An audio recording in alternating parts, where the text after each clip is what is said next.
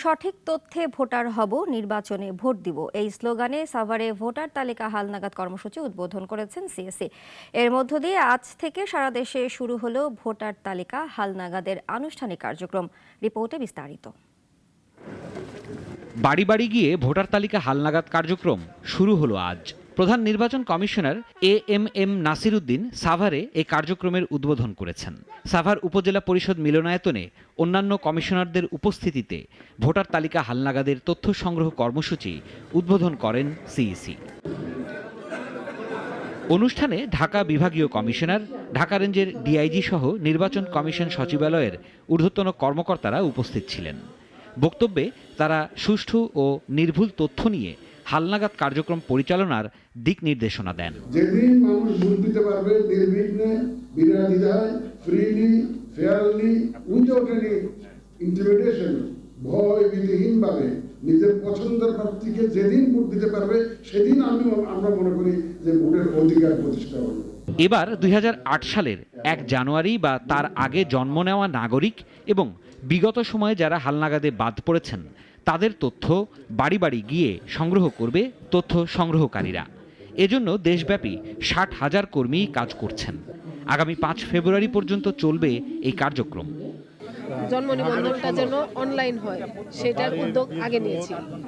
আর বাড়ি বাড়ি গিয়ে তার বাবা মা উপস্থিত আছে কিনা আর তার একটা অ্যাটেন্ডেন্স মানে যাচাইকারী, শনাক্তকারী, তাকে বেশি গুরুত্ব দিচ্ছি। আমরা মূলত আমাদের যে 2 নং ফর্মটা আছে মানে নতুন ভোটার তথ্য সংগ্রহকরণ এবং যারা ইতিমধ্যে মারা গেছেন তাদের নামটা কর্তন করি।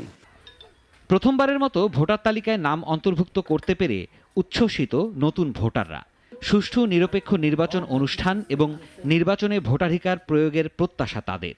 এরকম উদ্বোধনী অনুষ্ঠানের মাধ্যমে আমি ভোটার হওয়ার সুযোগ পেলাম এবং পরেও আমি বাংলাদেশে ভোটাধিকার প্রয়োগ করতে পারবো, এর জন্য আমি অনেক আনন্দিত বোধ করছি। নতুন নাগরিকত্বের স্বাদ পাচ্ছি, যেহেতু বাংলাদেশের এতদিন আমি নাগরিক ছিলাম জন্মসূত্রে, কিন্তু এরপর আমি আসলে একটি প্রমাণপত্র পেলাম, পরিচয়পত্র পেলাম, এর জন্য আমি জোর দিয়ে বলতে পারবো যে আমি বাংলাদেশের নাগরিক। ভোটার তালিকা হালনাগাদের কাজ শুরু হয়েছে ঝালকাঠিতেও। জেলায় 252 জন তথ্য সংগ্রহকারী এবং 54 জন সুপারভাইজার সহ মোট নিয়োগ দেওয়া হয়েছে 325 জনকে। এই তথ্যগুলো নেবে তারা 3 তারিখ পর্যন্ত, ফেব্রুয়ারি।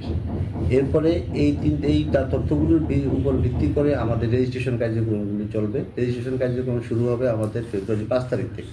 নিবন্ধন কেন্দ্রে বায়োমেট্রিক নিবন্ধন 5 ফেব্রুয়ারি থেকে শুরু হয়ে চলবে 11 এপ্রিল পর্যন্ত। মাঝে তথ্য সংগ্রহ শেষে 5 ফেব্রুয়ারি থেকে শুরু হবে ছবি তোলা। সিরাজুম মনির শুভ, নাগরিক। 250-টিরও বেশি ডিজাইন অপশন নিয়ে ওয়ালটন স্মার্ট ফ্রিজ, বোঝে আপনার প্রয়োজন।